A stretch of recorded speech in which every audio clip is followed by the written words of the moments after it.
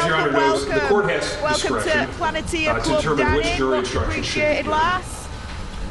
Who here Defense is counsel suspected sought murder the hearing report? today That's to right. include 3.17 I heard applause. as What the I missed? testimony of an accomplice. You got a new member. and Just jury got a new instructions.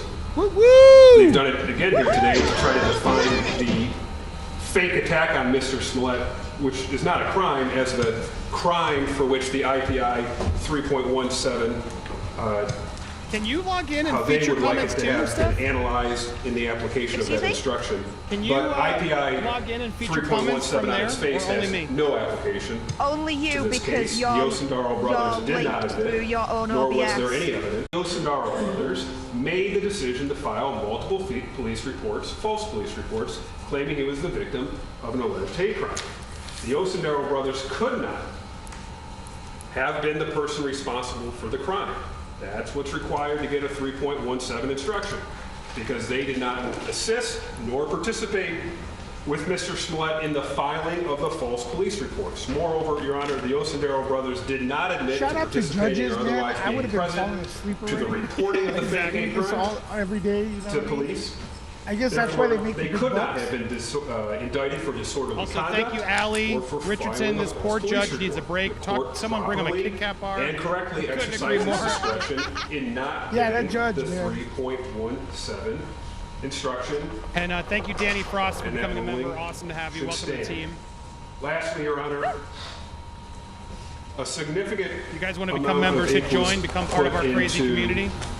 The last topic I'm going to discuss, which Crazy is but fun. the right to a public trial. Yeah, crazy in the best of ways. I think he said finally is As finally. everyone in this room knows, this trial took place in the middle of a As global far as I'm pandemic, concerned, right on the cusp of the Chad Omicron Kroger variant. from Nickelback This is court literally did ripping a apart great job Jussie holding Smollett's a public trial. lawyer here right now. I'd be All like, nah, he's necessary saying all parties. this is BS. He's court, being found guilty. Sentence him staff, now. Cook He's County guilty. Sheriffs, That's the it. OSP, That's been defense established, counsel, okay? the jury, media, Done. Done. numerous members of Mr. Smollett's family, numerous Everyone of his says they friends, love my hat, so members I of the think I'm public gonna at glue it large, on. were able to Ew, attend blue every suit single shirt. day of the trial proceedings. Oh, The Jacqueline logistical Whiting. efforts for which the defense has taken swipes at this court and this said you guys are my courthouse favourite on here. Love deserve all to you be guys. commended, Thank you for not all you bashed. do. I know you guys get a lot of backlash when you report The certain defense topics. objected Yes, we Bring it do. on. But you to know having what? cameras When in it this comes courtroom to us over here on during Popcorned the actual Planet, trial. we ain't And they afraid. objected to having We're going to speak our cameras in minds. this courtroom You at don't every want it step of the way. sugar-coated and you want And the court true respected that opinions. objection in declining Here extended is media where coverage it's at, guys. Make up sure until you today's subscribe. hearing. Having the cameras in the courtroom, which they objected to, would have allowed an unlimited number of people to view the trial. Their papers struggle with this. They acknowledge the position. I'll coin it sort of their Goldilocks position.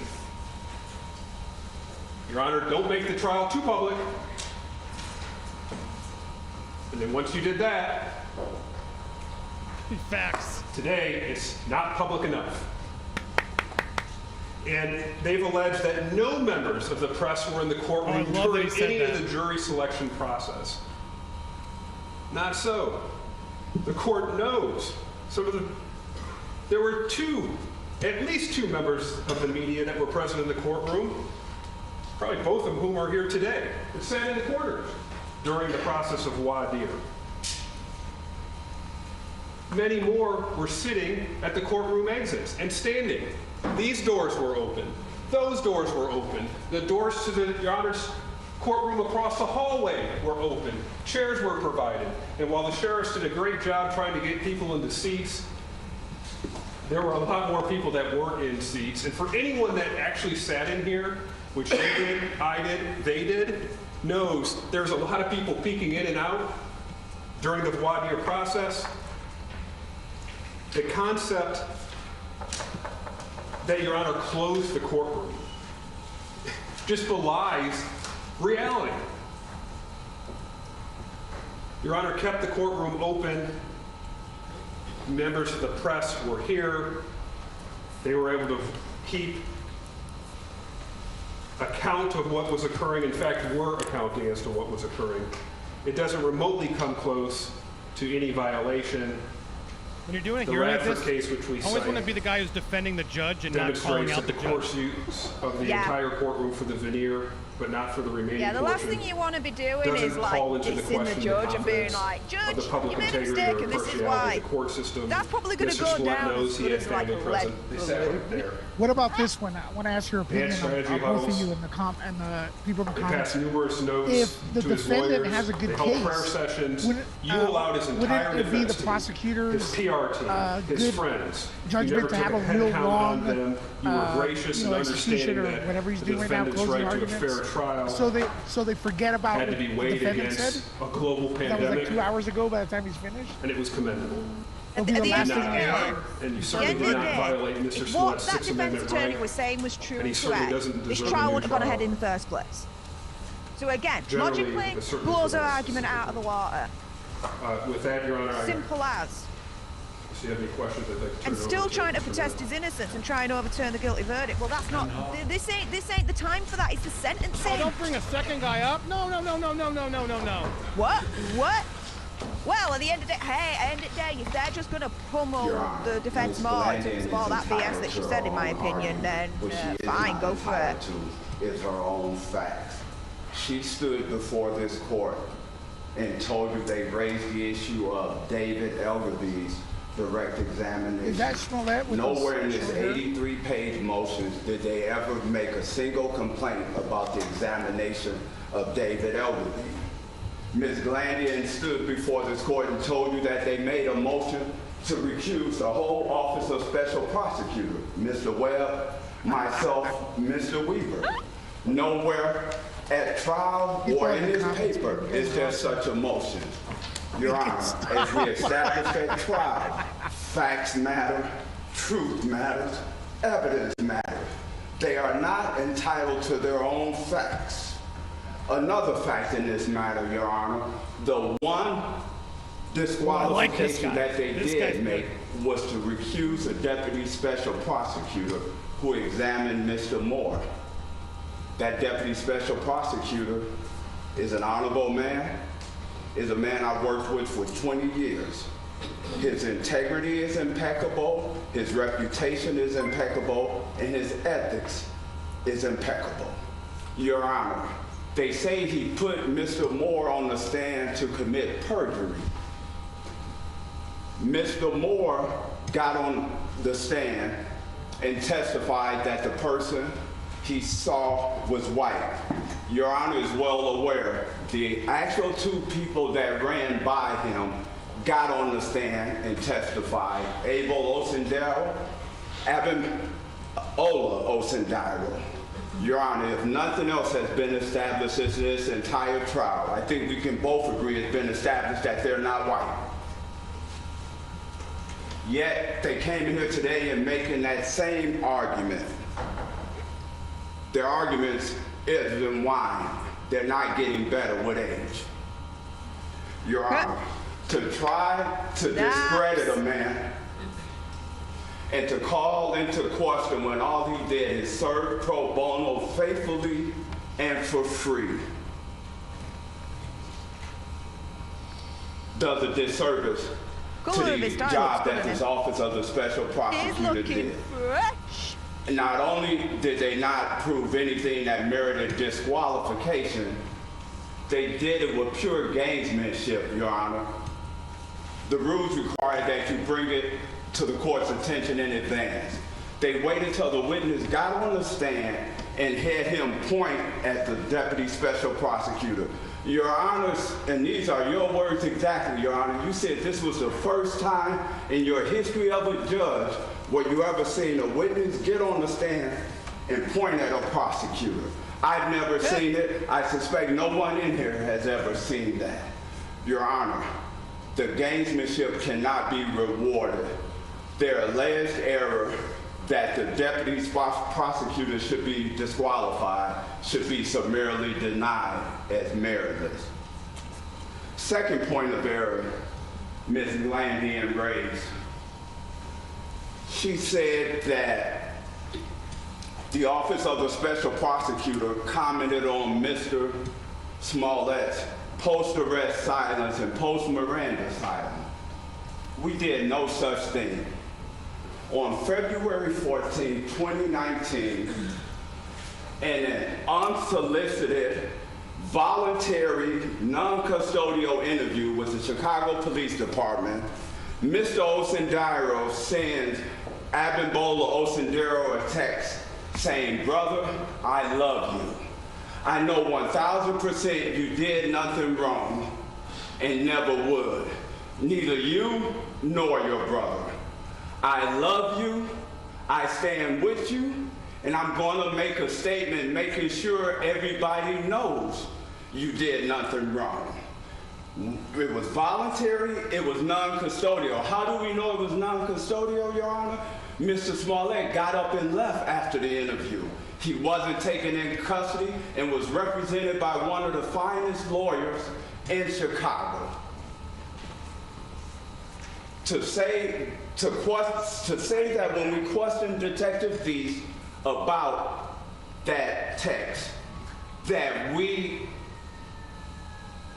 put in play Mr. Smollett's post-arrest silence when all of our questions simply asked him about a pre-arrest, pre-Miranda text that he sent when he was free to go and did in fact leave, is wholly without merit, Your Honor. To then say that when Mr. Webb questioned Abimbola Osendero about the same text that he received from Mr. Smollett on February 14th, way before Mr. Smollett was ever arrested, way before he was even Mirandized, is equally without merit, Your Honor. The text stands for itself. Their problem isn't with the question, their problem is with the text that their client sent. Because it said a lot. I know you did nothing wrong. I know you never would. I didn't even know that. I know 1000% you didn't. I love you and I stand with you. And I'm gonna make it right. We had every right to ask if that was ever made right. And lastly, Your Honor, they raised an error that we allegedly shifted the burden all three that have spoken during trial. They alleged 3 separate times. Once again, Your Honor, facts matter, truth matter, evidence matter.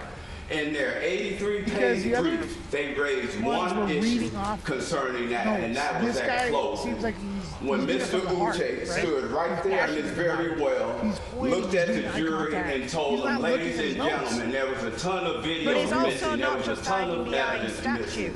The case law is clear on that, Your Honor, that when the defense opens the door in closing argument and raises an issue, the prosecution or the state has an absolute right to respond. He's also they opened passionate. the door The other two were and now like they're complaining that we walked in. We walked through. Your Honor, we simply responded to his claim that there was missing evidence. Detective Deese took that stand and made it abundantly clear. Not a single piece of video was missing. Every video that we had was turned over and that they had it. No video was missing, Your Honor. And for them to raise that argument, we were entitled to respond. Your Honor, so my role was to address the trial errors. I wanted to do it in a summary fashion because we've been going a while now. But those 3 errors that Ms. Glandian raised are simply not supported by the record. She's entitled to her own argument. She's not entitled to her own facts. We thank you for your time. We respectfully ask that you deny the motion and the state is ready to proceed to sentencing. Anything else you want to add? It was just effective in 10 minutes. Yeah, exactly. Oh, bloody hell, back. Hey everyone, we're offering our got commentary. 1 page, like 2 pages. We're offering our commentary over this trial. That's what we're doing now. So like, that's why we're talking over their appointment by Judge Truman, which was to see if there was any wrongdoing in the dismissal of the charges I like this guy. against Mr. Smollett in the initial indictment. Now, I know there was some public outcry after the sudden dismissal of the charges. However, the OSP did a thorough investigation. And the one thing they did not find was any misconduct on the part of Mr. Smollett, anybody surrounding him or his team. in the dismissal of the charges against him. And that's critical because that impacts the fact that the agreement should have been honored. Now, whatever may or may not have gone on at the state's attorney's office, whatever the inner workings are, has nothing to do with the expectation that Mr. Smollett had when he entered into an agreement. He performed his part. The state's attorney's office at the time performed their part. The court enforced that agreement. And again, we know from the OSP's investigation that there was absolutely no wrongdoing on the part of the defense in bringing about the dismissal of charges against him. That was something that was offered in the discretion of the state's attorney's office, and he was entitled to rely upon it, which he did to his detriment. As far as the voir dire questions, I just want to emphasize that we're not talking about every single question. I know Your Honor asked a few questions or raised a few examples saying that those are not things that needed to be asked. For the record, I just want to identify the 4 questions that we thought were significant to determine if any of the potential jurors had any prejudices or bias that would deprive Mr. Smollett of fair trial, and the 4 questions that we had asked the court to inquire of the potential jurors and that we believed based on this court's order stating that the court would address these topics were: number 1, are you or is anyone close to you a member of the mainstream media? 2, do you have any particular feelings one way or another about actors? And this was critical because Mr. Smollett as an actor testified. 3, would the sexual orientation of Mr. Smollett or any witness have any bearing on your ability to reach a fair decision in this case? That's why, guys. And 4, do you believe that you would give more or less weight to the testimony of a law enforcement officer as opposed to the average citizen? And these were important questions. Again, in light of the... Are you sure those questions weren't asked, albeit in my words, not your words? Are you sure about that? Yes, Your Honor. We've reviewed the record. We put this in our motions. Again, I think you might be mistaken. the record tells us otherwise. Now, Look at his smirk. He's pissed. He's very calm, but you can just tell he's annoyed. Mr. Weber said that the Osendario brothers could not have been charged with filing a false report because they weren't can we stay on him? I want to see if he gets bored. Smollett reported the attack to police. No, he's done. He's done. Oh my God, it's over. As an accomplice he should to just leave murder after or a that. co-conspirator in a murder if they're not physically she standing needs to there just stop, when dude. someone This shoots is the just gun. no. It's a silly argument. The Amazing what a Osendario different brothers camera angle can give you. absolutely could have been charged as an accomplice or a co-conspirator. There was He's probable like, I'm gonna go watch cause. Despite Batman. their denial, they could have been charged. People in courtrooms all across the country are charged every single day. The judge is as with less bored as evidence us. For conspiracy-based crimes or as an accomplice. They absolutely could have been charged in this case. I've never seen anything like this. Look at CPD and the state's attorney's office made a decision not to charge them because they wanted I their were her, I'd testimony just against stop. Mr. She's Smollett. making it But that worse. doesn't mean She they wants- couldn't have been charged, she and wants it to doesn't shut mean her that the instruction should not have been given because they do satisfy He is not the listening. requirements necessary. Nah, he's checked out. He's requiring rolling his that eyes. instruction to He's be checking given. his watch. And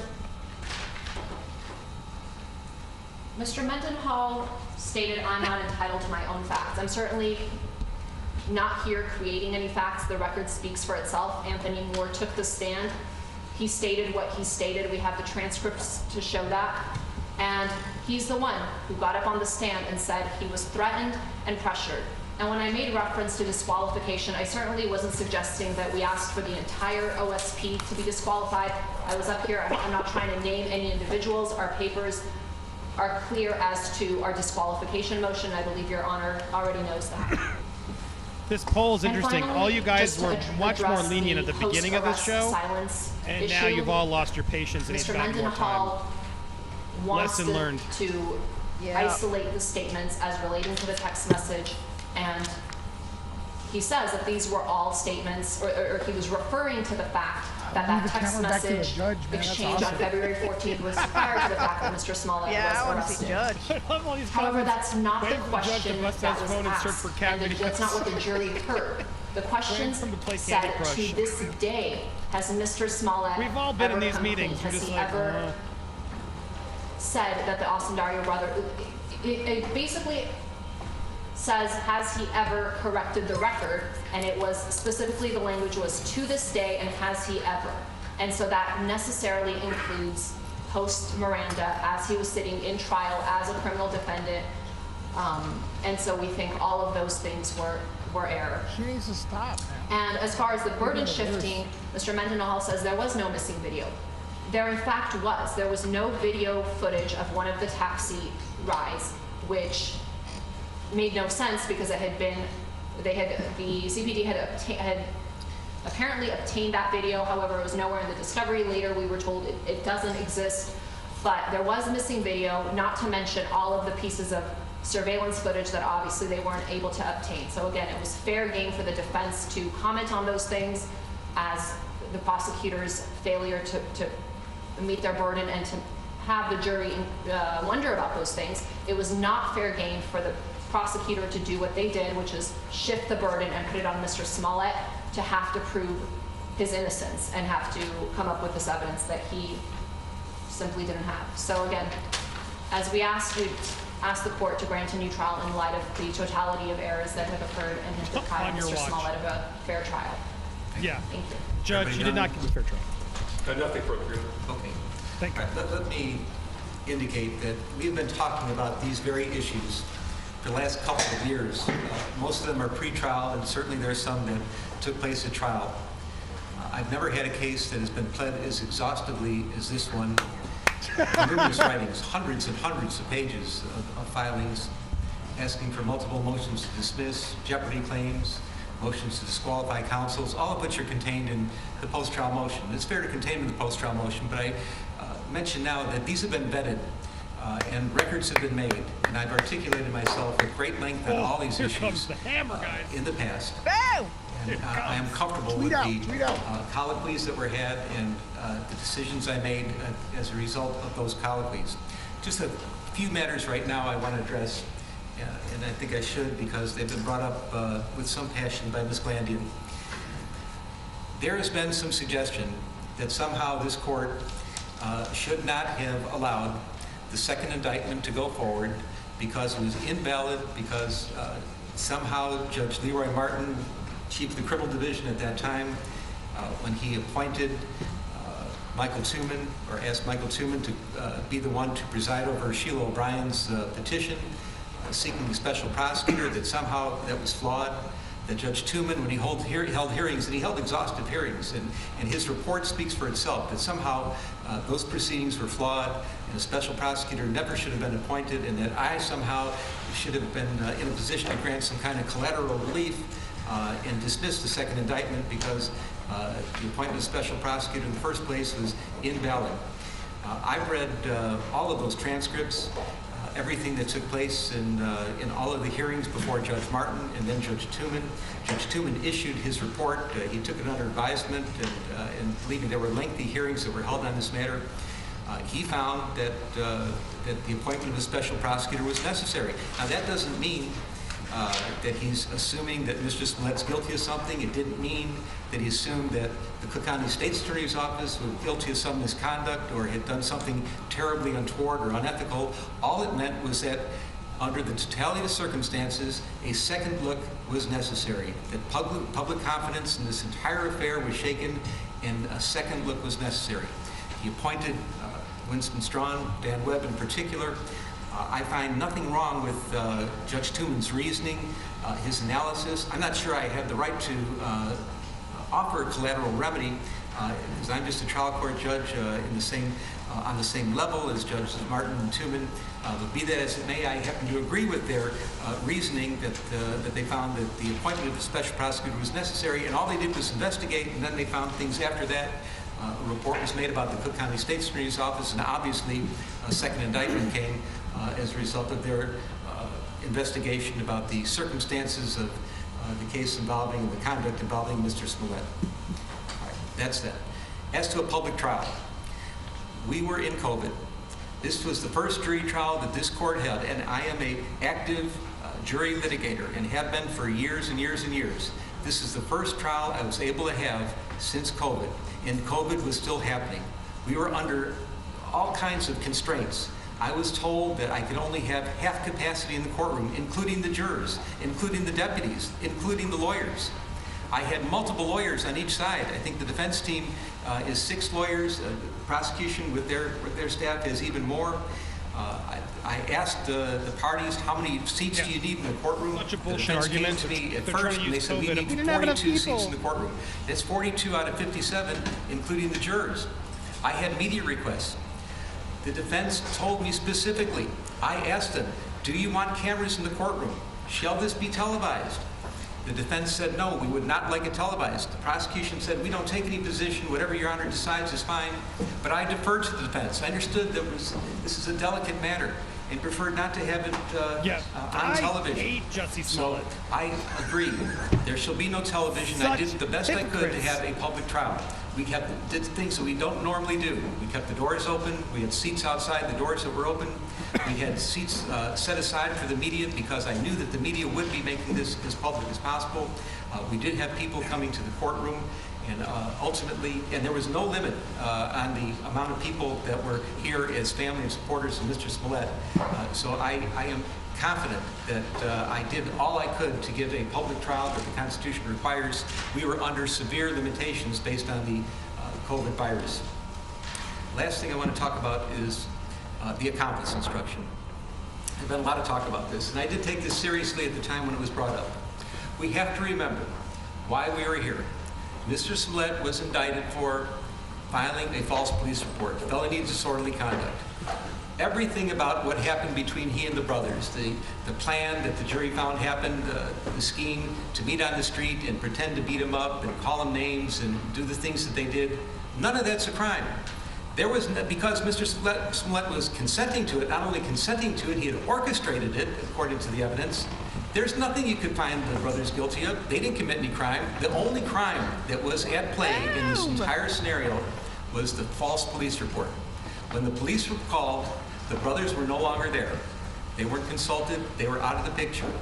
The problem that Mr. Smollett has are what he said to the police and what the jury found that he said to the police, and that it was patently false. That was the problem. And the brothers had nothing to do with that. And because the crime at issue was the filing of the false police report, the felony disorderly conduct counts, I found that the brothers had nothing to do with that portion of it, and the accomplice instruction for those reasons would not lie. Boom. And so I just want to put that to rest. And we talked about that in length previously, and I know Ms. Lanning is serious about it. That's fine. Enough, but I see no problem with that. As to the rest of it, we've talked about this for 2 years, and I have made records both orally and in writing on each of these issues, even some things that were not raised orally today. I'm going to stand by my findings and rulings. I do believe at the end of the day that Mr. Smollett received a fair trial. Yes! That he was proven guilty beyond a reasonable doubt by the jury based on the evidence that was presented, that there was nothing unconstitutional about these proceedings. Nope. His motion for post-trial relief was respectfully denied. We're going to go further. I'm suggesting we take a short recess and we're going on to the sentencing hearing. Let's take 10 minutes. 10 minutes, and then we're coming back for the hearing. Whoa! Whoa, dude is going to jail. We are here. Oh my goodness, we are still here. I don't know how I'm going to trim this, but I'm just putting that was insane. We're taking a quick moment to react to all the stuff we just watched. We are watching the trial. We just saw an immensely long, unfortunately long request for retrial that we all sensed was going, but I didn't follow this case as closely. I didn't realize that a lot of the details, right? And I didn't realize as we were going, and a lot of people were helping me in the chat, they just literally started repeating things they had been doing prior throughout the trial that had already been sort of knocked out and ignored. It was so frustrating and fitting for Jussie Smollett to be out there, again, wasting everyone's time, spending more people's resources. He has wasted so much and so many people's time. I am getting so much more frustrated. Why did he do this, guys? I want to go. We have a 10-minute recess. We're going to come back. The verdict is coming. The sentencing is coming. I think this just hurt him astronomically. This judge seems annoyed. He was frustrated. He was being accused of things. And he's like, what are you even talking about? What on earth were they thinking? And I don't believe this is just a lawyer doing it. A lawyer does it for the client. The lawyer listens to the client. To me, this is clearly an example of Jussie telling his team, get me out of this. Get me out of this. It's ridiculous. Why aren't we getting the retrial? That was all bullshit. And the lawyer's probably like, dude, we should just, most likely, right? And the reality is Jussie wasn't accepting it. Because at the end of the day, they work for you, my man. And you just wasted on more time. You're still this deliberate, like just what a jackass. So I go to you, Steph, as we've been watching this, getting frustrated in chat. Send over your comments. I'll feature them on screen. But do you think this is going to hurt him? Do you think this was a good move on his legal team? No. No. Whatever the judge was thinking of sentencing him with, double or triple it. Because she was really disrespectful to the judge, the court, the freaking jury.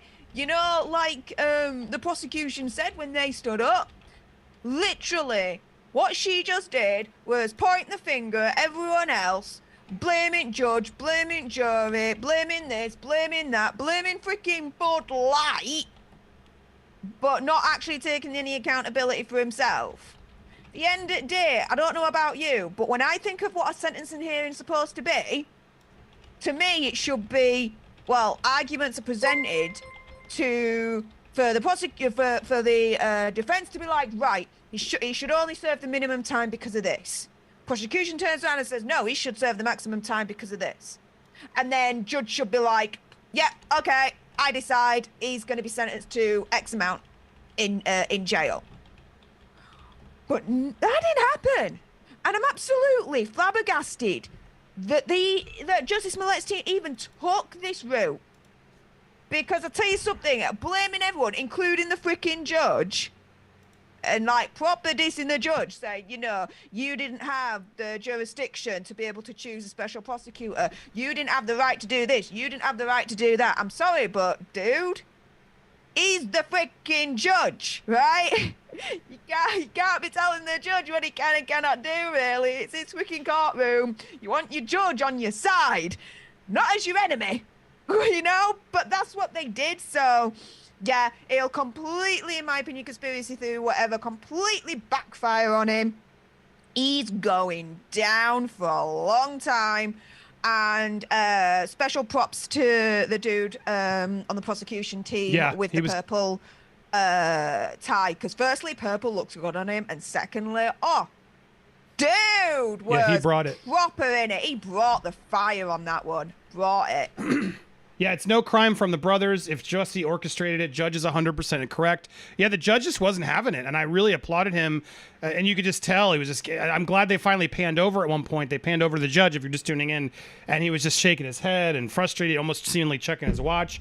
You could just tell he was very irritated. And then he, as he explained himself, all justified in saying, "We've done all this for years. This has all been vetted. We've been over this. Quit wasting time. It's a fair trial." Let me explain again. Lewis, as someone coming in watching this, what were your thoughts on that all? Do attorneys, do they read body language? Because like the closing arguments there, like she kept going and like you couldn't, like the judge was rolling his eyes at everything she was saying. I don't know how he was reacting to the defense, which would have been interesting to see the difference if there was any. But well, I mean, not to interrupt, but it's like you make a good point because I'm sure they did. I don't believe that woman's an idiot. But again, that goes back to what I think is who's she there for? Who is her boss? Jussie. Like she only has to appease Jussie right now because she's being paid by Jussie. And Jussie, if she felt the need to be that hard and push back against the judge, to me, that's her dealing with a client who's being unreasonable. And whether she was saying it to him behind the scenes, like, dude, we can't do this, or giving him advice and he wasn't taking it. Given everything we're seeing, that's what makes sense to me. But go ahead, keep going. Listen, this is what I think, and it may be off, thinking a little bit different. People may think they don't get it, but I think Smollett just wants to be rich and famous. That's the reason he did this in the beginning. He knows he's going to take a fall. He's going to be gone for a while, probably, hopefully, right? Because this situation hurts real victims, man. Every time there's a real victim, they're going to point at this hoax, you know? So all this dude cares about is his fame and fortune. He told his plan is to do the time and then come out with his story that, I was falsely accused, this and that. That was what the attorney was doing, creating some sort of doubt within the public. There's one born every minute. There's one idiot born every minute. He's going to have people that like him, Trust me, there's people probably right now Some I on did Twitter not. saying For that example, he's innocent. You wanted me to ask the. Oh, sorry, they're repeating. I want to make sure we weren't back. They're playing back. So some this clips. is just someone. This isn't a hope Superman or that after he Batman? comes What do you back. prefer?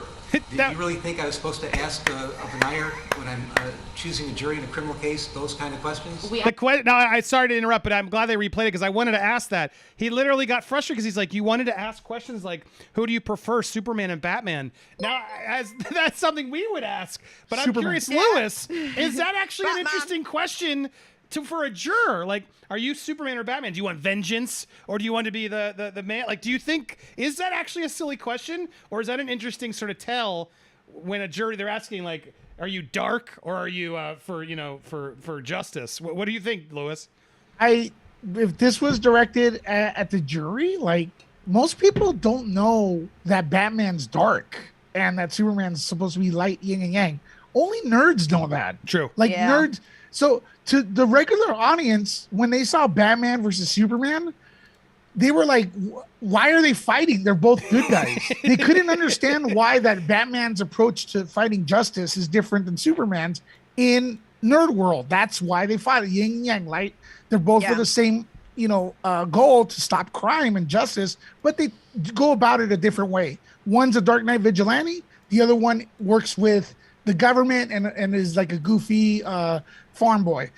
If you ask the general audience this, they're not going to know what the hell it is. This is stupid. It doesn't have mass appeal. Steph, thought on that? I think, even though everything said that Lewis has said is true in regards to Batman, Superman, dark versus light, that kind of thing, yeah, fair enough. But I think that it wasn't too. The judge saying that, don't look too deep into it. I think it was just like an off the cuff kind of remark that didn't have any deeper meaning into it. It's just, who do you want, Batman or Superman?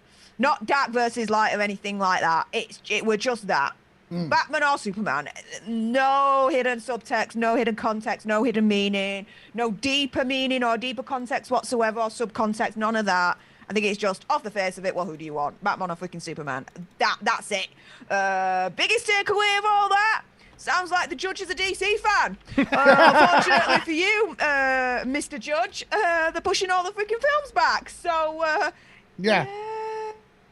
Thought this year would be the year of DC. Clearly not. Jussie Smollett's going to have fans. 90% of people are going to know he's full of it. Putin has fans. You know what I mean? Like, everybody can have, anybody can have fans. Yeah, and that's what he's banking on, because his fans are gonna grasp to the how do you say it, the smallest thing and just offend them on it.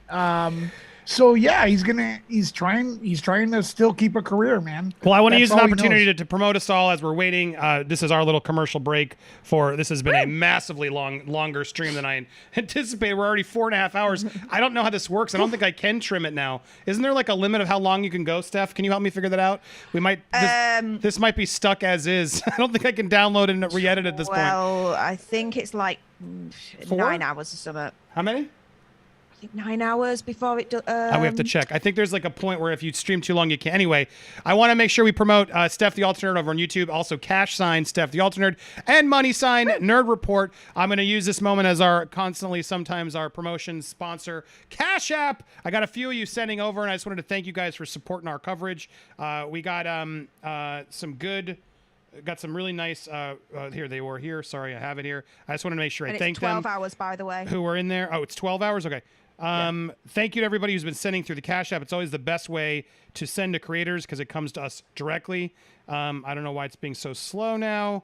There it is. Danny. Thank you so much, Danny, as well as Carla, Christy, and Juancho. All four of you were very generous over in the Cash App. You can scan your screen, but I want you to make sure you use code. If you haven't signed up for Cash App, this is why I'm saying it's sponsor. Use FLLXGHD, and you'll get, I think you get $5, and I get $15. All you got to do is sign up, download it. If you don't have it already, you should. Most people have it by now. But if you don't, use my referral code. You got to put it in. Don't just use my link. Use the code. You'll get us both paid. You just have to sign up. You have to actually connect your bank and I think pay $5. and then you will get $5. So it's basically free money. We all get free money, and you get to support the show, and you get to do it. You can send $5 to Lewis or Steph or whoever you want. All their information is down the screen. Just want to promote them, their amazing help on the stream, and all you guys for watching. And thanks to everybody who went over there on the Cash App. You can go on over there. Here's the link as you sign up. I appreciate you guys for supporting this channel and everything and everybody who's been donating. It's been an amazing, it's so nice as you guys. Fiona just sent one over as well. Thank you so much, Fiona. Appreciate all you guys. You've been amazing on this stream. All right, so thanks again. We're waiting for them. Oh, here we go. Are we back? Or are we playing replays? He's blamed the Illinois Supreme Court. Oh, yeah, no. He's blamed COVID-19. He's blamed the media. Yep. He's blamed, quote, political figures. He's blamed witnesses at trial. And he's even blamed the jury itself. No, replay. Page after page after page of finger pointing and scapegoating. But once that bluster and hyperbole, Your Honor, is excised from that motion, and the examination of the real underlying record is undertaken, it clearly reveals that each of the alleged errors is one, meritless, two, it is riddled with distortions of the actual record, and three, frequent misapplication of controlling Illinois law. But most important, none of those alleged supposed errors remotely would rise to the level of one, requiring overturning the jurors' unanimous verdict, nor two, the issuance of a new trial. Yeah, I mean, it's wild that what the stuff they've been pushing out there, how desperate it's gotten. And there's Jussie. I guess he thinks he's doing a good job here. Also, thanks, Jane. Fell asleep before it started and got a whole good night's sleep in but she kept it up for the view. Thank you. We got your view while you slept, and now you're back with us just in time to hear the sensing. So thanks for being here and keeping the computer on the whole time. All right. Well, we're in the room. His family doesn't look excited. His family's not. Nah. They don't look like this is going to be good news. And again, I'm just shocked nobody in his team wasn't like, dude, enough. Do you really want more time? And I wonder if the judge is going to give him more time because of all this. He showed up late. He's still arguing. He's still repeating the same nonsense. He's still wasting people's time. He's still denying a lot of the stuff that the jury fairly figured out. I'm curious, do you guys think that the judge will? He seems, I mean, yes, he got flustered and frustrated, but it seems like he's been patient and doing the best he can. I wonder with all the eyes on this if he's just going to find some meat in the middle just to try to please everybody. So we all move on. What do you think as we get this final vote before the sentencing begins? Steph, do you think that's his sentencing amount will change based on what we just saw? Yeah, totally. Whatever he was thinking, double or triple it, like I said before. Because so you're going the full 2 years now. Everything. You're saying you said 1, so you're going to say 2 years now. You're where I was at. Yeah. She attacked everything. The whole freaking institution, the jury, the judge, the process, the judicial system, everything that this judge is supposed, a representative of, and everything else in between. And so he ain't gonna take too kindly to that. He's going in now. He's gonna be like, nah, I'm enough of this BS. You're going down for a couple of years. Let us just say. I do want to come to you, Lewis, but I want to react again. Watching him with the mask, you could just see, in my opinion, this is my opinion, again,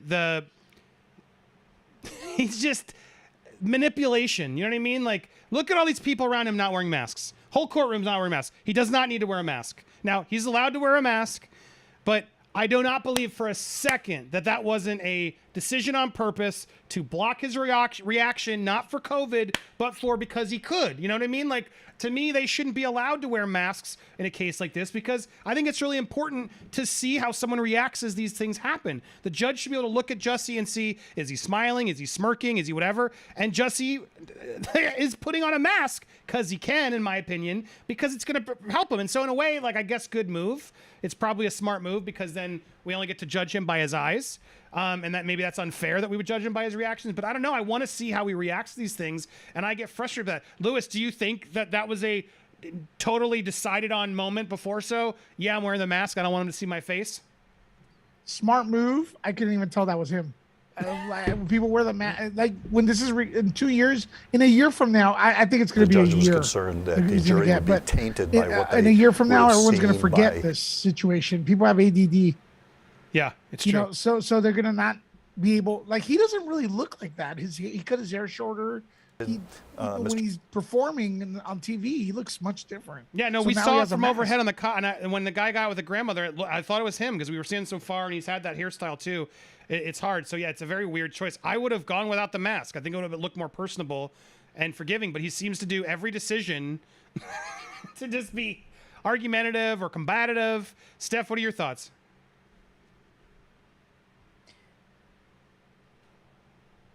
Repeat that again. My mind's just gone blank. Sorry. No, what are your thoughts on the sort of the choice? Do you think he made a choice to wear that mask to cover his reactions, if any, or do you think this is really a COVID concern of his? Neither. It's to propagate part of the blame in regards to COVID. Interesting. That's not a bad To back idea that either. up. So again, there's motive It's to behind back it beyond that what up. it is. Yeah. Yeah. Totally. Yep. To I don't remind see any people we didn't get a emotion in fair him. trial because it got interesting. Yeah, I can Yeah. see that too. Yeah. Because he's literally tried everything in the book to try and get this thrown out. Now, clearly that ain't happening because the request for a new trial, judge is like, denied, not happening. So, yeah. This point, it's just how long he's going to go down for. Okay, I think we're back in. Amendments? No corrections. All right. Then Here we we'll go. proceed Send- on further. I will inquire of the government, do you wish to present evidence in aggravation, either witnesses or documentary evidence? We knew this was coming, so now they're going to present The answer is yes, Your Honor. things to try and help to sway. You may do so. I didn't know the prosecutor gets to do it too. The witness statement. Your Honor, I have a victim impact statement that I would like to, I've been asked to present on behalf of the City of Chicago and Superintendent Brown of the Chicago Police Department. As you correctly pointed out, is of some length, so I tried to condense, and I'm only going to read the relevant portion, but I will point out for the media and for the public watching, the full statement had been filed and made available to the court, as well as defense counsel. So again, Your Honor, the letters on behalf of Stephen Kane, Deputy Corporation Counsel, and David O. Brown, Superintendent, Chicago Police Department. As the jury concluded, Mr. Smollett falsely reported to the Chicago Police Department that he was a victim of a hate crime. Specifically, Mr. Smollett told the CPD that two people attacked him, placed a rope around his neck, poured a chemical on him, and called him homophobic and racist slurs, and stated that this is, quote, MAGA country, end quote. Mr. Smollett claimed he did not know his attackers, but that one of them was white-skinned. A massive investigation ensued, costing the city and its residents well over $100,000. For the following weeks, more than 30 Chicago police officers and detectives investigated Mr. Smollett's report by conducting witness interviews, reviewing over 1,500 hours of surveillance video, in-car camera videos from taxis collected by detectives, as well as other evidence. These same detectives also gathered documentary evidence, including rideshare records, store receipts, store videos, and knocked on doors, going door to door during the polar vortex, one of the coldest periods in Chicago history. During this period, the detectives and police officers worked around the clock, amassing over 1,000 hours of overtime in an effort to solve what in the beginning was thought to be a horrible hate crime. The overwhelming stress and fatigue that was put on the Chicago officers who were involved in the case was immense. While the city can address the financial costs of Mr. Smollett's false report and the investigation that ensued, a cost that can never be measured is the harm caused by reducing the likelihood of actual victims of hate crimes willing to report these crimes. In CPD's experience, hate crime victims are frequently hesitant to come forward and cooperate in police investigations out of fear that they will not be believed or they will be targeted for additional crimes. Members of these communities often feel marginalized even before suffering the indignity of the hate crime.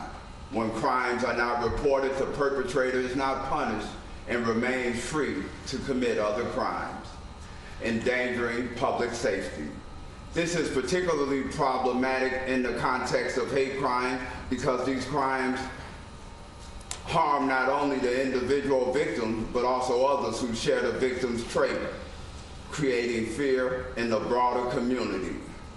Falsely reporting hate crime have a tremendous chilling effect on the real victims. Indeed, Mr. Smollett himself acknowledged that, quote, "You do a disservice when you lie about things like this," end quote.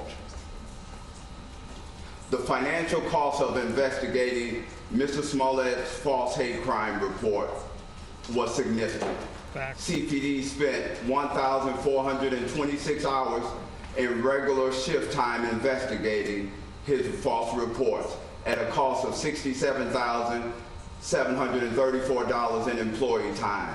CPD also spent 1,837 overtime hours investigating Mr. Smollett's false report, costing the city $130,106.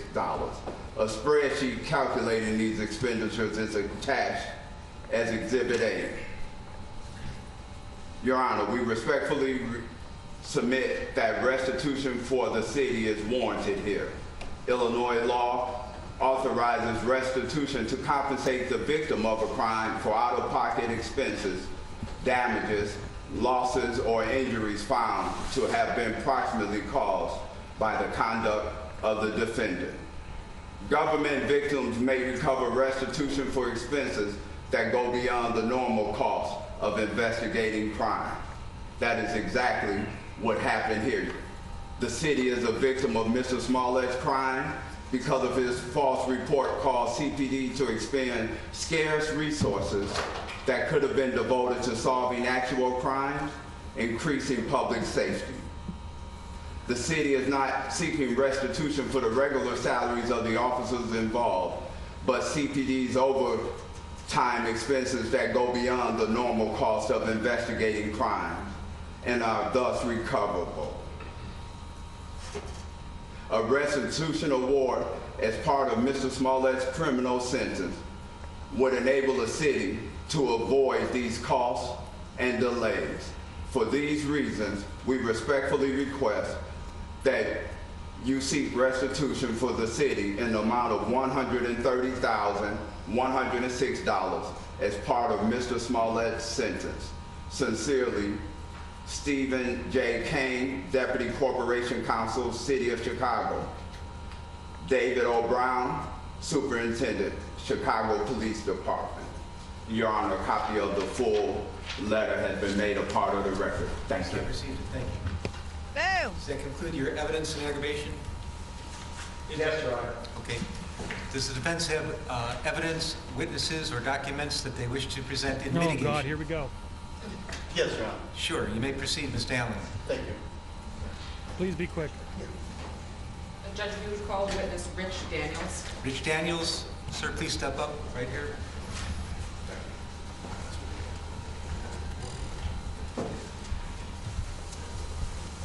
It's amazing. Everybody speaking on his team has to wear the mask.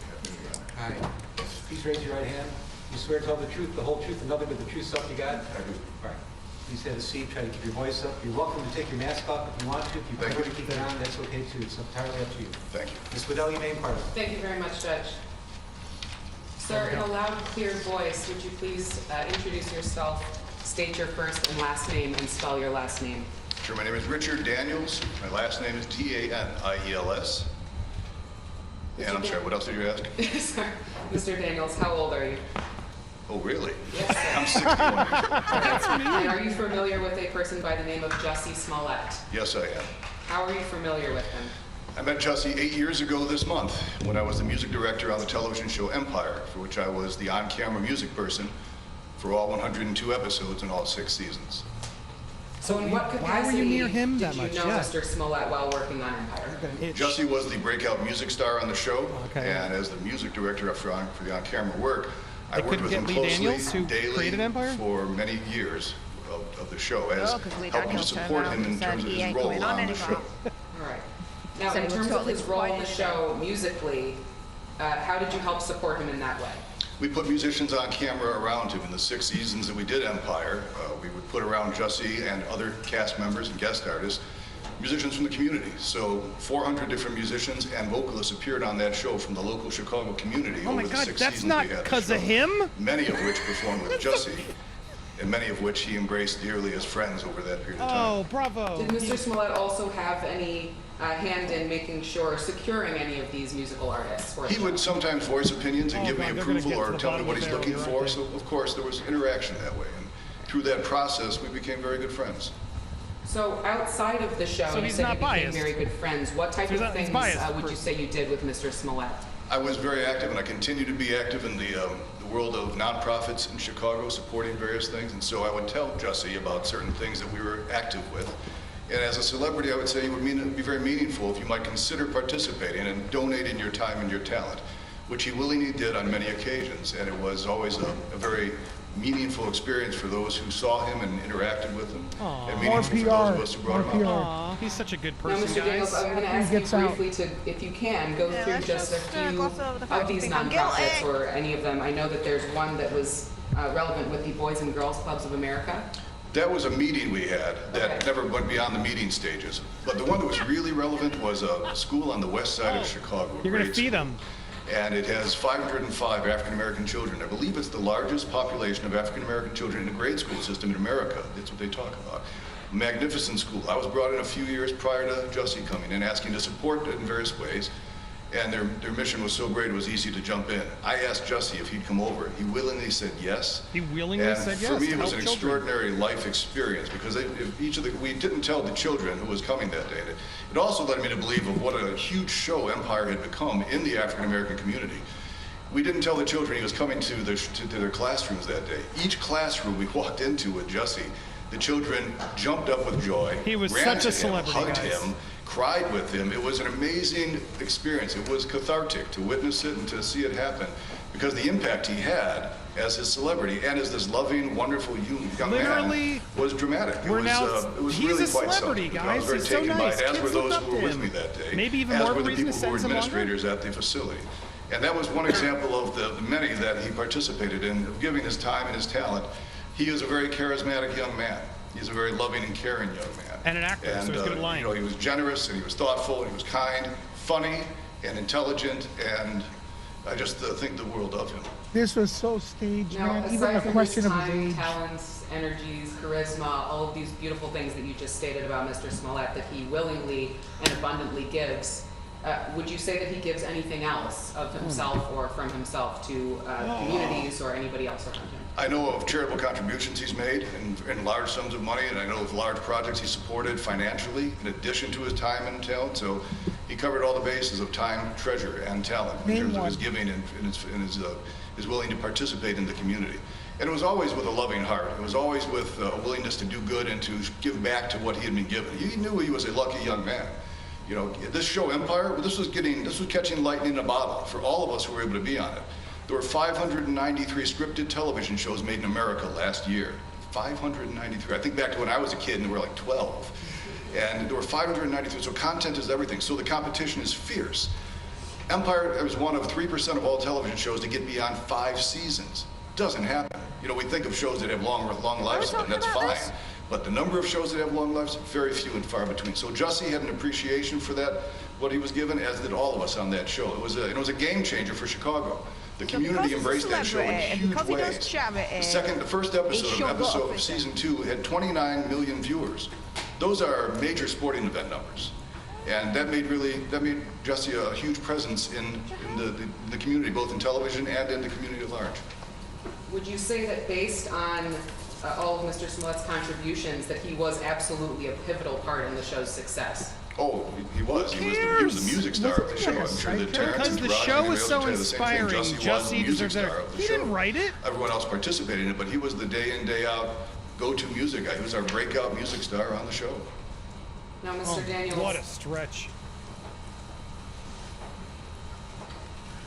Would you be willing and able to support Mr. Smollett if he were given a chance at a term of probation in this matter? Of course. part of my daily activities in Chicago, and the thing I'm most proud of. Oh, so he's just going to work for his friend, guys.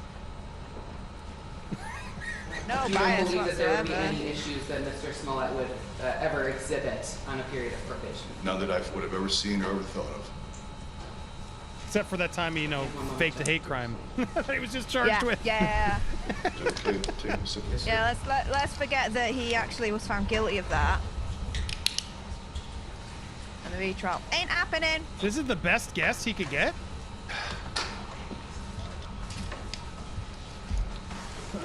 And now she's over there like, all right, do you want me to do it? Look, who's the boss? Who is the boss?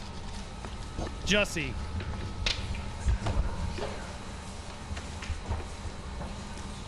Just going back briefly, Mr. Daniels, Judd of all Kruger's the just like laughing his ass off on this one.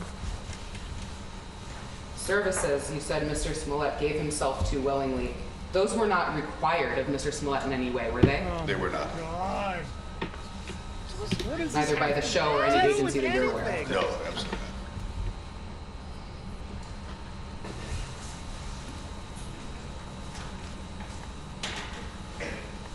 Ask if he prefers Batman or Superman, please. So you believe that in addition to any of the, again, services that Mr. Smollett gives willingly of himself, that if he were given a term of either probation or some kind of community service, would you be willing or able to either supervise that or make sure that he would be compliant and continue to give himself to community service and service of others? Absolutely. Happy to. Thank you, Mr. Daniels. Any cross-examination? No, Your Honor. Mr. Daniels, thank you. Yeah, let's start to May I cross-examine. call your next witness? Yes, Ms. Gilman. Another Please one? step up. No, they're probably parading a dozen. Oh my god. Nicely done. Nicely done. Good job. Please raise your right hand. You swear to tell the truth, the whole truth. Look, and I'm nothing all but the truth, for so help you God? redemption and forgiveness, Thank you. but this You dude has try to keep your accepted voice up. nothing. You're welcome to take your mask off if you like. If you want to keep it on, it's entirely up to you. Both masks. Mr. Allen, you may depart. Thank you. May I please state your name Sharon Gelman, and spell your first and last name for me? SharonGelman. I know my mother would kill me for this question, but I'm not going to have to ask how old are you? 62. And what do you do for work? Well, now I'm a writer, editor, and a nonprofit consultant, but for many years I ran a nonprofit called Artists for a New South Africa. Okay. Without telling me your address or anything, what state do you live? I now reside in Maryland in the Washington, D.C. area. And did you fly in for this specific purpose? I did. And why specifically did you fly in for this purpose? Jussie's like family to me. I've known him for well over half of his life and a good chunk of my own. And I came because I was hoping that I could help people see the Jussie that I know. Do you live around the time you first did this? Look a little bit I like met him in the 1999. That's very specific, okay. And so why does that stick out, 1999 when you met him?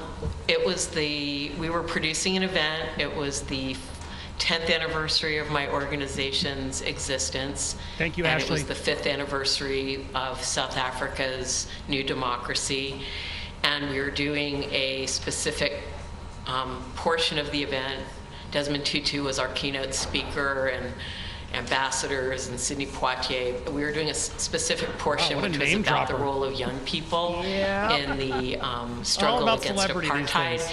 And I asked the artists who were founders and our board members who would be like a wonderful young artist, someone with great talent and great to include, and they all suggested Jussie Smollett, and it was in that context that I met Jussie, who at that time was doing. They all suggested his sister. Representing her, working on her behalf. Did the audio just kick out weirdly? Jussie would have been a younger man. Yeah, I did. He was 16. Right. Even back then, what were your impressions of Jussie? Well, he was when I called and spoke to him. We wrote a letter asking Journey to participate. Sorry, and I that's got not a on me. very professional, phone call back from someone named Jussie. Lynn and I was Graham, very what a impressed with load him. of moodini. He said, I do public relations for Journey. And Love then he it. came into the office to meet me, and in walked this like utterly beautiful young man. And I was like, oh my God, Oh, so she has you're the a hots baby. for him. That's why. But and that was when I learned he was Journey's She brother. might be barking up the wrong tree there, though, to be fair. Back then in 99, that Jussie Everyone caption what you think the judge is thinking right now in one sentence. Yeah, I can't lift the audio feed. I can't control first that. Of all, the whole sadly. Smollett family is very charitably and politically engaged, and yeah, they were. Jussie and Journey were very excited to be involved. Hold on, I'm gonna try it here. Responsibility, so they loved the same. idea of using Journey's very baby embryonic star power to do something good in the world. Sure. So after 99, did you continue to have a relationship with Jussie? Yes, Journey and Jussie and Jake and Jazz and oh my God. Janet, the whole J family, would often come in and volunteer. They would stuff they were envelopes. like they were like a all-service vehicle that, it's like, do you need us on stage? Do you need us sweeping the floor? They would just do all kinds of things. And then, gosh, I think Sorry, I'm trying to get a better feed for you guys. half person. We were a tiny organization, and I hired Jussie then, and he came and worked for me full time for 4 years in the office. What was Jussie's role after he was hired?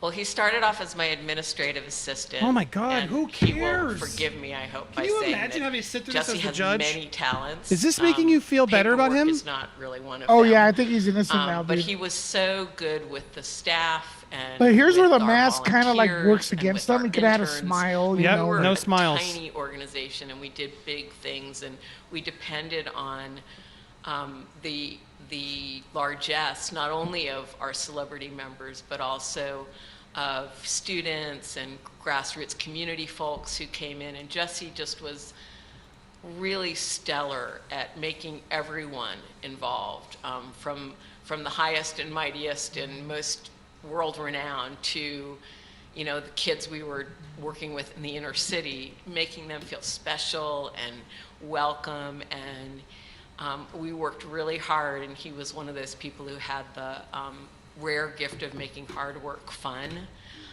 So he really played a very, very pivotal role, and I promoted him pretty quickly. He became the coordinator and manager of our charity auctions, and then we produced an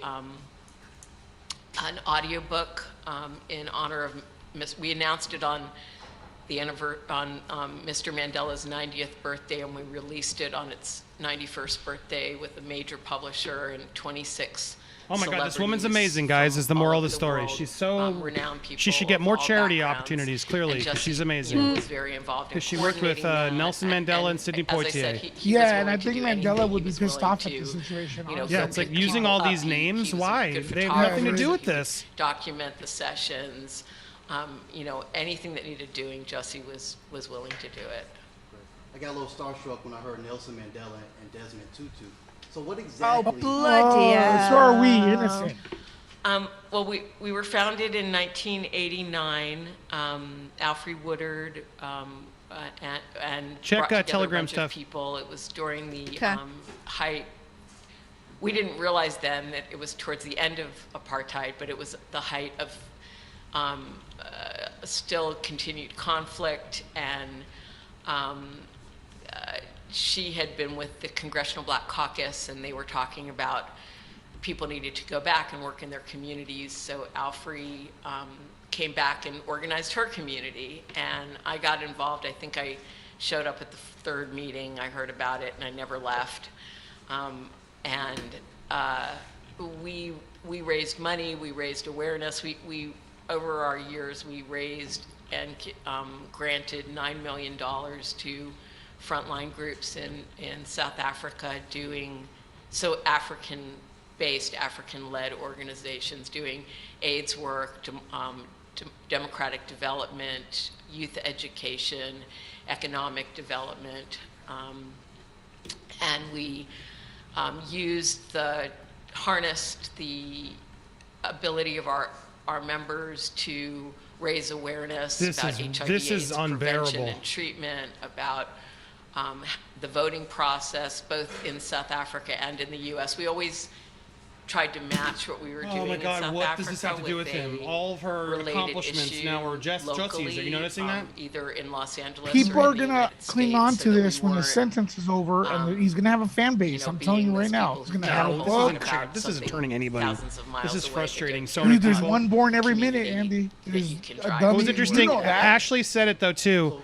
When Mr. Daniels was talking earlier, he kept saying was great, kind, loving, not is great, kind, loving. charitable auctions. Love this community. Keep all the topics talked about being open, honest, and awesome. Can you describe that? It's always good when you hear him talking about the past tense. He did. I mean, that was one of the things he did. But for that, what he would do is he would contact our donors and celebrity members and others of resources and ask for things that we could either auction off live or online, so live at a big event or online. And so it would be everything from, I think our two highest money-making things, or our three, were Jillian Anderson, who was a board member, gave us passes to the wrap party for the final season of X-Files.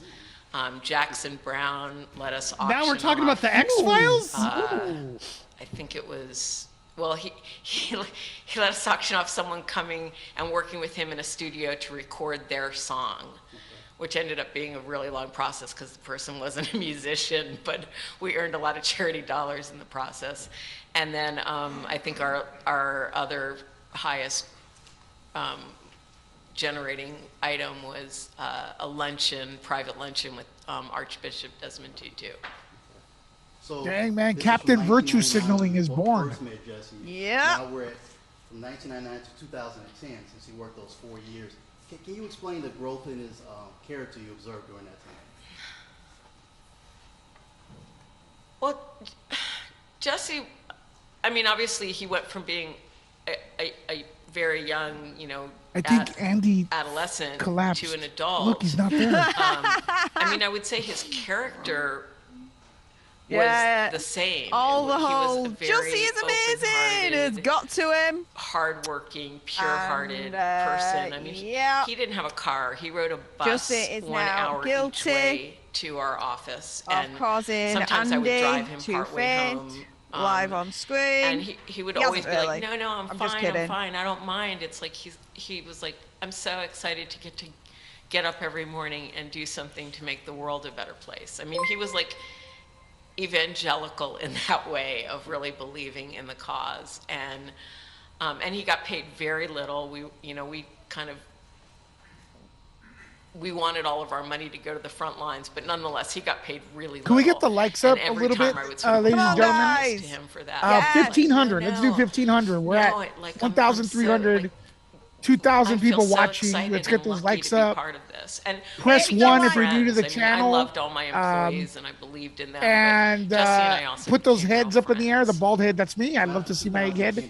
And also, I would love to see 10 new members here on Popcorn Planet. Well, And thank you for sometimes us it would be instead of the him corporate wanting media. to figure out a way to make a difference. Just So real he had people witnessed commenting on all current these events, people, and Sam we'd like Jackson, to Denzel hear Washington, what you all have to say. So, Sidney Yep. Poitier, who could use If you their think position Jussie to Smollett benefit should be sent others. down And to jail, so that was such a hit that deep like part button, of who smash Jussie it, was, and he let also us know. understood it from helping those people to do that work.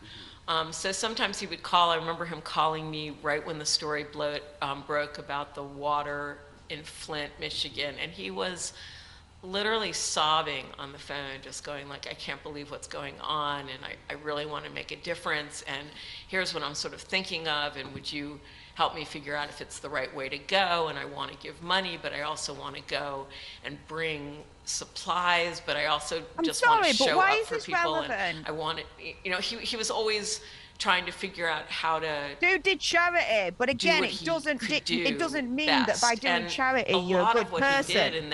No, it could but mean that, but it could also mean that he's doing it just for PR to make himself look good. That it's not altruistic. It's not out of the bloody goodness of his heart. Do you know what I mean? This whole assumption that if you do charity, you're automatically a freaking good person. I'm sorry, but that's absolutely making me go But he crazy still did banana, the due diligence angry. of figuring out which group is good and how do you And this figure is that just out. kissing his backside. I understand why the the friends, blah blah blah. She's gonna kiss his backside. Fine, okay, are well but spent in making a real difference.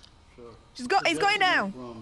And I think the judge has already made up his mind when it comes to length of sentence. All this here ain't gonna do is he's going down for like 1-2 years.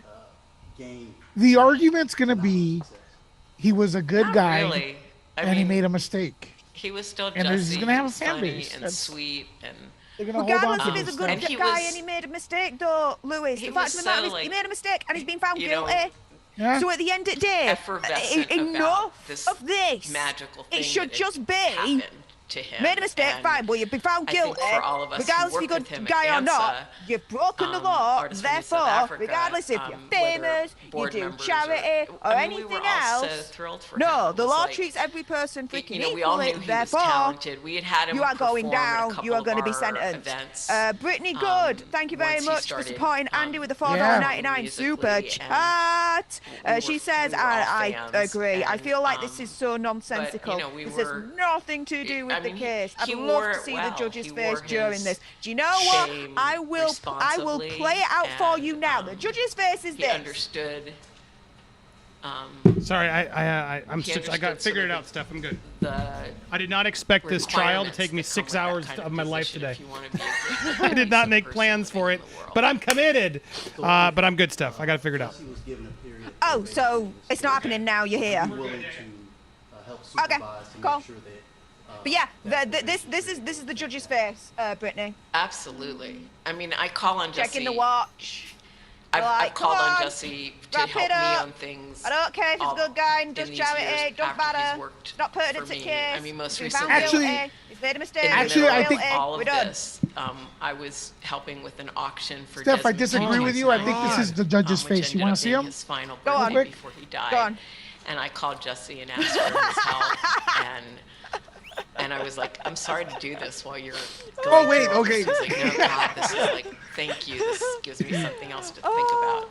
Ty Tracy, yeah, judge's and bank he balance was- is he going really up went as he out of his listens way to this then hogwash. Well, yeah, at least there's that. He's getting compensated. So I would be honored and would take it very seriously if to help Jussie continue to be a really deeply contributing member to society.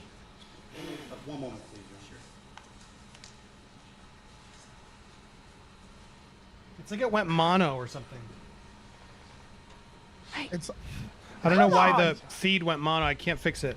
Why is she just lingering? Tina's Is it gonna- BFK. Judge is bored and playing This Wordle. is so Yeah. not like I'm not trying to be mean. I'm really not. That woman just went off on all her accomplishments, and Jussie helped her with her accomplishments. And we have so many rich, famous people we help, and Jussie always helped with the rich, famous people. I wonder why, because it would help his career to help Sidney Poitier. Like, this isn't charity work. He's not out doing actual work. He's hobnobbing with rich Oh, she almost celebrities. fell. This is insane. Exactly.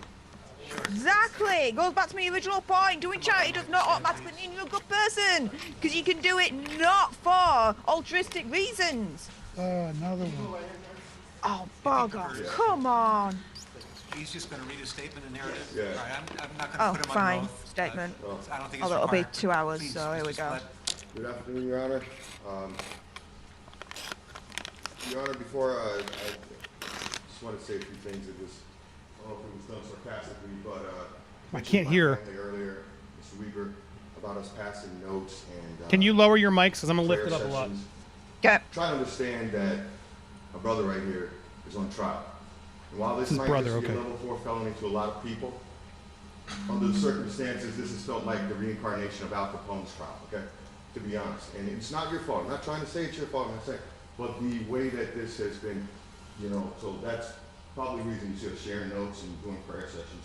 My mom's 69 years old. She was born in 1952 in Texas. Right? She knows the thing about racism. She doesn't really need a lecture about the extent of racism. Neither does an openly gay African American man. All right? I strongly believe, you know what I'm going to say, I strongly believe in my brother's innocence. But I'm not going to rehash or try to relitigate the issues in the case today. Your Honor, I come before you humbly to request leniency when you sentence my brother. Please remember that we are currently living in a time in which we are enduring a vicious pandemic, extreme economic uncertainty, a major conflict in Eastern Europe, and global paradigm shifts taking place everywhere. Because of Russia now? He's getting As human beings, we are collectively worn down. Is he a Rotten Tomatoes critic? But Jussie Smollett is not at the source of the socio-economic and political problems on Earth. On quite the contrary, he is a man who has been a beacon of hope, charity, and philanthropy to his nation and to his community. He has made real efforts in his lifetime to promote equality and love among all of humanity. He has expressed strong political views and has stood against injustice wherever he thinks it may lie. And he makes up injustice too. Of powerful individuals, organizations, and practices does not make him a bad person, okay, or someone who should be punished. It simply makes him an American. I'm sure that Mr. Dan Webb was once on former President Ronald Reagan's radar for his criticism during the Iran-Contra prosecutions, all right? But standing up to powers and authorities in America is part of what makes us American. And he turned out to have a pretty successful career after he stood up to power. Jussie does not have malice or hatred toward anyone, and it is truly unfortunate that his reputation has received so many negative connotations, and he has never received the benefit of the doubt or a proper presumption of innocence. And even though I completely disagree with the jury's decision in this case, I am not attempting to rehash it here. I only want to give support to the point that Jussie should not be incarcerated. Jussie Smollett is my younger brother. I know you're going to think I'm biased. I am 5 years older than he is, and I can remember him at infancy. He has always been a loyal, loving, and creative human being. He is not a threat to the people of Illinois. And in my humble opinion, Jussie is completely innocent, but even for those, once again, who think he is guilty, the crime he has been accused of is not even considered a felony in most states. Furthermore, here in Illinois and in Cook County, disorderly conduct is oftentimes not even prosecuted and charges are frequently dropped. Incarceration of any kind would send the wrong message, especially in a time in which we as a nation have expressed in a bipartisan plurality the desire to see real criminal justice reform and an end to unnecessary mass incarceration, which predominantly affects African Americans, Hispanics and Latinos, and poor and impoverished white people. We also know now that as a nation that calls itself free, we cannot do so while continuing to incarcerate more nonviolent offenders than any other nation in the world. Mass incarceration is also an unnecessary burden to the taxpayers, to law enforcement, and it is simply unjust and wrong. For those who believe that Jussie is guilty once again and needs more punishment, I would also ask you to consider the gut-wrenching and stomach-turning punishment he has already experienced for the last 3 years. The TV show that he poured so much labor and commitment into making a success was ripped away from him even before he was criminally tried. The fact is, the overwhelming majority of mass and online media reporting in early 2019 resulted in a premature assumption of guilt, and the court of public opinion had already convicted Jussie in early 2019. For the last 3 years, he has had to live in anxiety and in a certain kind of pseudo form of house arrest. As a public figure, he has had to deal with public scorn and the real security threats associated with being an accused celebrity. He was, in essence, quarantining almost a year before the COVID-19 pandemic even began. Now, we all know the Sixth Amendment of the U.S. Constitution guarantees the right to a speedy trial. In my opinion, it is unfathomable for me to stand here in March of 2022 pleading with Your Honor not to give my brother jail time for a low-level offense that is alleged to have been committed in early 2019. For those who believe he is guilty, once again, trust me when I say that the punishment he has already received has far exceeded the actual alleged offense that you accuse him of. Your Honor, there's been a lot talked about, restoring public trust. In my opinion, you don't restore public trust by demonstrating to the public that a level 4 felony, which once again is not even what he's accused of, not even a felony charge in most states in America, by giving him a stiff sentence, which includes jail time. That's not restoring public trust. That's in my opinion, all right? And if you were to go 5 miles in any direction in this area, from this courthouse, and talk to people in the community, you're not going to say, they're not going to tell you, oh yeah, we restored the public trust because Jussie Smollett went to jail. Trust me. Trust him. Right? This is not restoring public trust. Right? We are dealing with a lot of things in the world right now, and sending him to jail would not be restoring public trust. So please also keep in mind that, like myself, many people view this case as nothing more than a he said, she said kind of case, right? With no evidence to have warranted his conviction in the first place. With that in mind, Your Honor, I am humbly requesting that your sentencing of my brother not include any incarceration. I myself and my entire family will be eternally grateful. And I thank you for your time. Thank you, sir. Thank you. Is there an additional witness that would like to say something today? Yes.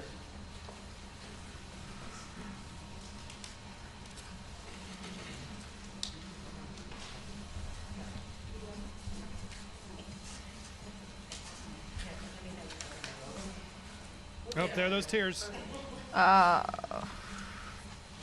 Mr. Allen, how about a chair? Would that be helpful? Let me get that. Hold on. Let's watch that wipe again. Do you buy it? No. I do. He's about to get sentenced.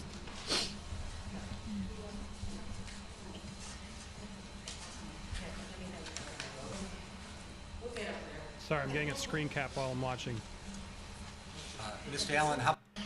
I thank you for this opportunity to allow me to make this statement. My name is Molly Smollett, and I am 92 years old. Would like to say something? Oh, here comes the grandmother. Sorry. Smollett, and I am 92 years old. I have lived in... Wow. Okay. This is where we were. I thank you for this opportunity to allow me to make this statement. My name is Molly Smollett, and I am 92 years old. I have lived in New Mexico for over 25 years, but I am originally from New York, where I was a film editor. I am the proud grandmother of Jussie and his siblings. I felt compelled to come and tell you that the Jussie I know and love does not match up with the media's betrayal of him. And I'm talking to you guys. You haven't done a good job on investigative reporting. I've worked on documentaries. I know what it is. I've gone through the McCarthy period. I marched with Martin Luther King and marched no on disrespect. Washington. I don't think you can tell us that you're looking at this And bias. so you got to do better. I challenge you to do more investigative reporting. Jussie himself, as you have heard from the testimonials, is a very gentle, kind, and generous young man, and his empathy is infinite, which translates in giving of himself. Jussie has always been active in the pressing issues facing our communities, such as HIV, AIDS, voting rights, and other urgent social problems in America. One Christmas, he went to Flint, Michigan to entertain I'm sorry, but at the end of the children day, who were trying to living with blame lead poisoning from the their media. drinking water. No, the trial was in the courtroom, not the Is media. that Jussie is what Get I it right. call a justice warrior. I respect her in terms of her background, don't get me wrong, but all no. his life, as his mother has, who is an incredible rock for her children.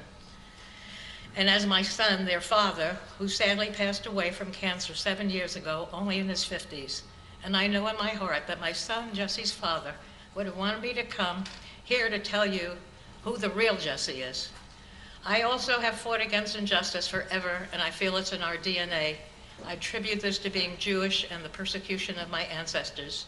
The Hebrew words tikkun olam means to repair the world, and that's what I do, and that's what Jussie does. I will end by saying that Jussie is loved and respected by all who know him. And I ask you, the judge, not to send him to prison. If you do, send me along with him, okay? And I thank you for letting me talk. Thank you so much. Thank you all. It's nice to be in Chicago. It's nice to be in Chicago. Do they have co-ed prisons? I don't know. Thanks. Yeah, thank you so much. They have suffered so much. Okay. Thank you. Okay. Okay. The next one. Thank you.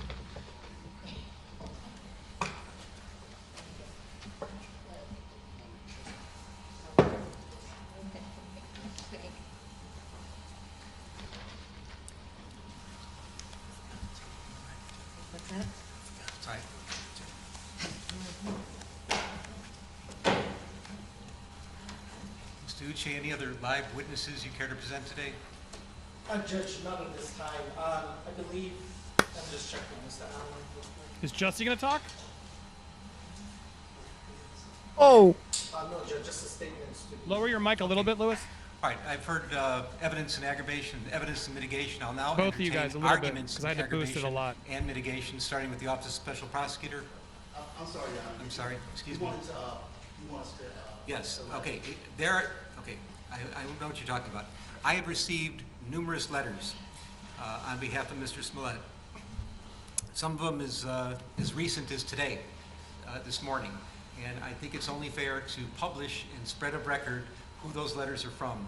Generally, they're all asking for mercy. They all know him in different capacities. Were we allowed to write letters to say that he Strongly, shouldn't? Advocating for him, but you can Are you tell allowed me to do who that? those letters are from. And I think the special prosecutors also received the same letters that I've received. Yes, Your Honor.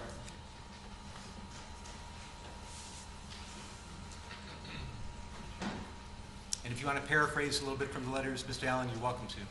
Sure. As Your in Honor, the paraphrase. first letter here is from the organization Black Lives Matter. Dear Judge Lynn, Black Lives Matter stands in strong support of an alternative to incarceration sentence for Jussie Smollett. We applaud your long-held practice of imposing alternative to incarceration sentences for virtually all Class 4 felonies, such as Mr. Smollett's, and encourage you to continue this practice in this case.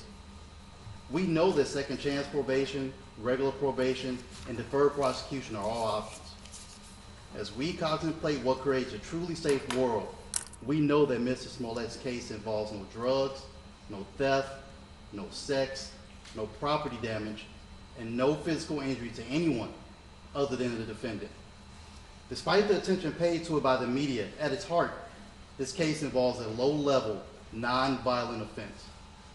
We urge the court to keep this truth in mind when sentencing Mr. Smollett. We know that the cost that will be expended to met out a sentence involving jail time will be much better used providing much-needed community service. We first came to know Mr. Smollett long before Black Lives Matter's growth into the largest racial and social justice movement in global history. Mr. Smollett has an extensive history in civil rights advocacy and philanthropy, LGBTQ+ and women's rights, including Black AIDS Institute, which provides high-quality, direct HIV services to Black people, Flint Kids Fund, which Pretty funds hilarious programs watching that lawyer just aimed completely to address and mitigate the impact eat of that lead pen for poisoning lunch. and trauma suffered by many children in He's Flint, like Michigan. real. I mean, I got The Trayvon I got Martin that problem Foundation, too, but man, he's whose just main like purpose is to provide emotional and financial support to families who have lost a child to gun violence. It's proper giving that pen And some Know money. Your Rights man. Camp, whose mission is to advance the liberation and well-being of Black and brown communities through education, self-empowerment, mass mobilization, and the creation of new systems to elevate the next generation of change leaders. In 2018, after learning that Bennett College, an all-women's HBCU, was on the brink of losing its accreditation, Mr. Smollett and his brother helped the institution raise the funds needed to retain accreditation. Oh my God, I'm so bored. In fact, I'm sorry. Can we talk a little bit over this college needed only because it's $5 so million. boring? Mr. Smollett. Yes, please. Yeah, I'm just sorry. I can't. Hearing the letters of Oh, I just wanted to wow. thank also all the people who are donating through the Cash App. You guys are incredible. Brittany, my goodness. Lawrence, I got an invitation bonus thanks to you. It worked. See, Audrey from Infamous Truth Teller. Thank you so much. Danny, Carla, Denise, amazing. All you guys. Thank you so much for giving again as we're covering this event. This has been like a 6-hour stream. If you want to support, you can help through the pinned comment to Linktree. A lot of ways you can donate. You can scan that and become a Cash App, throw a couple bucks that way. That way YouTube doesn't take any percentages of it. And if you do, just make sure you use my code FLLXGHD. Make sure you put the code in. You got to put the code in or they screw us both.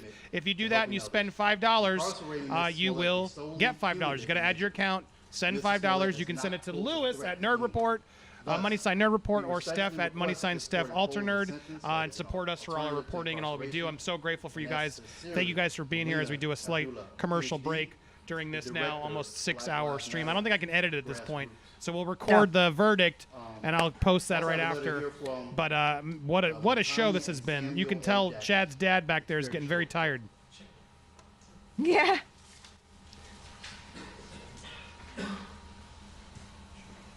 It was same old, same old.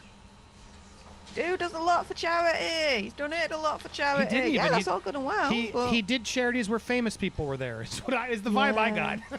Yeah. Yeah. Netanyahu and Sidney Poitier and yeah. Did you do anything for people who aren't famous? I write to you today to ask for mercy as you sentence Jussie Smollett. I understand the difficult nature of your job as you seek to make decisions which take into account the crime and the punishment. It is with respect of knowing this that I humbly implore you to please find an alternative to incarceration for Jussie Smollett. It is my understanding that Jussie was convicted of Class 4 disorderly conduct, which to my understanding, people convicted of this offense historically are sentenced to various alternatives to incarceration. My husband, actor Samuel Jackson, and I have known Jussie since he was a baby living down the street from us in New York City. We watched him grow from a child who was always kind. We really got to read all these? Come on, Judge. You couldn't have read these quickly? Whom becoming aware of the Judge even said, power fizz. Some people in life. Power fizz. An energetic volunteer helping anyone who was working to alleviate those inequities. Additionally, as a young man, we have worked side by side with Jussie and organizations committed to stopping the HIV/AIDS epidemic in America, as well as dispensing Dying right now. and Israel. Jussie has I want a used his pen to celebrity munch to on impact right now. Community outreach work, such as providing water during the Flint, Michigan crisis. We have often broken Jordan bread with this young Planetia man says Jack the as we Ripper's have family discussed knew the him all right his and life wrong ways too. to live. Jussie comes from a family whom Love it, Jordan. we are proud to know intimately, and who we stand ready to provide the support I think my and chat monitoring froze. I gotta assistance reset that it. can provide for him in an alternative to probation scenario. Jussie has no prior criminal record and has never been violent. It is incredulous to Sam and to me that this entire criminal situation even exists. Jussie has already suffered a great deal of punishment, as this situation has destroyed his existing career and has impugned his reputation. Please, Judge Lynn, in God's name. That's what happens when you break please the save law. this young man and allow him to be of service. Jussie Smollett is worth the risk. This and isn't investment. cancel culture, dude. Respectfully, Latanya Jackson and Samuel L. Jackson. I'm disappointed in you, Samuel L. I mean, come on, man. Mr. Lewis. Hey, Judge. Hey, Lewis. Yeah, please subscribe to Judge, Lewis. before Oh, a no, moment, wait, I'd hold like on. to Wrong Lewis. read a letter from the Rainbow Push Coalition that was submitted in support of our client. Look, Dear Judge Lynn, these letters aren't helping me feel like, oh, you know what, he deserves better. For over 20 years. No. Jussie was raised in a strong The and very grandma, I close-knit feel family. bad for the grandma. Yeah, the grandma was. I urge you to consider feel bad several for anybody's moral grandma issues as you weigh because sentencing their options. grandson's going to prison. Jussie has no prior felony Apart from the convictions. bit where she tried to roast He has the a history medium, of right? community Yeah, service, exactly. That wasn't cool. That's not the time for that. What you doing? of his time. Well, I feel like they were on Smollett's side He from has the sustained a beginning, right? significant Yeah. loss of income Yeah, I prior to mean- being convicted of any crime. Based on the very public nature of the charges and the trial, Jussie has lost countless career opportunities. I have served as a citizen devoted to having a positive impact on the lives of young men and women in the city of Chicago since 1968. In pursuit of that mission, I have visited the Cook County Jail and several Illinois prisons every year since Operation Breadbasket launched. I have seen firsthand the disastrous impact jail has on far too many young people of color, especially young African American men, who often see a complete loss of hope in their situations. Since this case involves the alleged actions of a very visible public figure, it presents a unique opportunity to send a message to millions of young black and brown men that the system cares for them. This highly publicized Class 4 felony case can be utilized as a positive teaching moment about how the criminal justice system can work to benefit all in our society. Thank you, Jessica. I appeal to you in the spirit of righteousness to consider the impact America's It's criminal insane, justice Jessica. I'm system with you. has Dude's on young guilty. black males who struggle There should be a every day limit on this stuff. to survive the streets of urban America. It's all like he's because We have an again they've obligation as used a society as black, he's gay, to all this favor stuff they're using restorative as he's rich, he's a rather than celebrity. retributive All this stuff is supposed to help, and I don't understand what has anything to Jussie do with Smollett the fact that he was convicted of a Class 4 found felony, guilty. the least severe category of felony in Illinois. A well-established practice in Cook County is to sentence Class 4 disorderly conduct cases to incarceration alternatives. Such alternatives might include second chance probation, regular probation, or deferred prosecution. Additionally, an important Guys, he was found consideration guilty. Let's give him a in break, sentencing okay? is That the was potential enough. for recidivism. Jussie Smollett's lack of felony criminal record, as well as many positive contributions to Lewis, do you think he's society, going to get time? demonstrates that he poses no risk. 1 year, yes. In jail? I think he's good. Yes, 1 Jussie year. has a long track record of being deeply engaged. Quick question: when he and keeps saying contributing brown, is he citizen who meaning committed to Hispanics? helping the most vulnerable in our society? I don't know. Persons living with HIV/AIDS Yeah, and I don't children know about- orphaned by the disease, or children whose health was damaged by the contaminated water in Flint, Michigan. He's Now gonna, we're talking I think about he's gonna Flint, get a year, Michigan in the man. water? Sorry, what? Did he just bring up Flint? Michigan. We mentioned Russia. We mentioned What? Corona, like everything. It's all They're throwing everybody's everything fault. in the kitchen Another sink. factor that we urge your honor to consider is that crime. He's gonna mention how much the Snyder Can you talk Cut and keep me like, sucks. sorry, we're gonna start talking more. I can't stomach this. This is so painful. None of the actions charged indicate that This Jussie is like they're was repeating guilty. themselves over and over and Further, over and Jussie has over. already suffered. This is He has been offensive, and if this judge vilified gives him a in the pass, I'm court gonna of be public pissed. opinion. His professional reputation has been severely damaged. People has are suffered forgetting where loss they're and there. lost career opportunities, a loss of income. Everyone's like, please talk. And there are a number of people who rely on Jussie for financial assistance. There's a lot of people who rely on him for financial Finally, assistance. I am deeply That's not our concerned about fucking the physical problem. safety Jesus. and well-being. Like, God, I know he's guilty, everybody, but he has to pay for a lot of people. He's gay, he's black. It's Russia's at war. You know, we have coronavirus. You know, the Flint has bad water. What else can we throw at this? You know, the Batman's out in movie theaters. He really wants to go see it. He's you know, The Snyderverse is gone. he really wants to see if Britney's going to get revenge against her father. You know, we can't. He doesn't want to miss that. DC movies have been pushed back a year. It's like, your Honor. Come on, what's the best excuse for Jussie? I want to hear a super chat over your best excuse that they should be pulling out now at this point, because they're throwing the kitchen sink. I'm not a fan of him generalizing saying black and brown people. Everyone I've bumped into are not happy with Jussie Smollett's BS. So stop, generalizing, dude. I mean, he still has yet to see Nickelback live. He's really planning to. I hear he's coming to Orlando soon. He's going to make the flight down. He can't do that if he's a flight risk and in jail. Much to give to America. And this case is a stumbling block that should not become a setback to his future. I mean, Amber Heard probably had something to do with this, so why don't you go after her? As he has way too much. Have you guys talked to Lou Taylor? I'm sure she had something to do with this too. This has nothing to do with me. And the several thousand members. I mean, can we focus on Eminem kneeling at the Super Bowl instead of this? Come on. What other issue are there? In his journey to wholeness. His journey to wholeness. Oh my! I can't fucking stand this guy's lack of accountability. Signed, the Reverend Jussie L. Jackson Sr. All these people standing up for this man who's taken no accountability. He's found guilty and they're defending him. Why? Her again? Oh, Avril Lavigne's coming back up, guys. Think should be singing Skater Boy. You know what? You know what? This is my opinion. All cameras on me, all eyes on me. My God, she's hot. Letter in my personal capacity as co-director of I mean, she's good looking. I'm not going to knock her looks. This letter Someone is was making provided fun of her hair color in the for chat. non-custodial I don't know. She looks nice. Jussie Smollett. Yeah. And also That being said, I prefer the camera on the judge because he's funnier. Yeah. Can't even see her face. This camera guy sucks. Supervision at the Illinois Innocence Project. All we're watching is this guy chewing his pen and Chad Kroger's dad trying to that guy has cancer. I write to you today regarding his sentence and urge the court That special prosecutor looks like a troll back there, the way he's just like, get out of my bridge. There's often a tone surrounding a case that seems to call for the harshest possible punishment,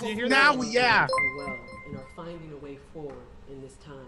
And I don't know how to answer that, Paul. I don't know why. As someone who is more than a friend to Jussie Smollett, I am in my 60th decade. And when he was a young teen, as we worked, and we met when he was a young teen, as we worked together to bring shelter, health, and education to South Africa's AIDS orphans. Jussie referred to me as Mama Alfred.